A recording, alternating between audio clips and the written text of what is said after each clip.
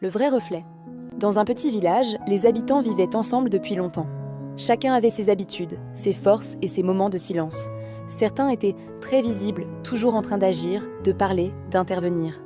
D'autres, plus discrets, observaient, réfléchissaient et répondaient seulement quand c'était nécessaire.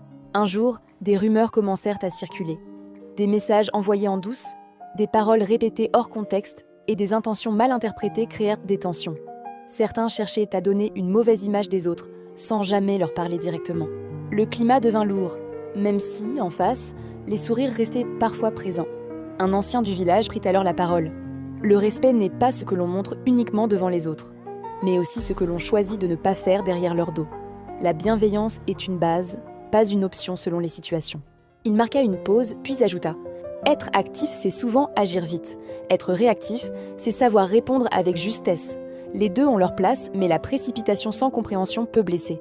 Et parfois, le silence ou l'absence ne sont pas du désintérêt, mais une manière de se préserver ou de gérer autrement ses priorités. Le village apprit peu à peu à faire la différence entre agir et réagir, entre comprendre et supposer, entre parler et nuire. Certains réalisèrent aussi qu'il est plus simple de s'occuper de ses propres attitudes avant de juger celles des autres.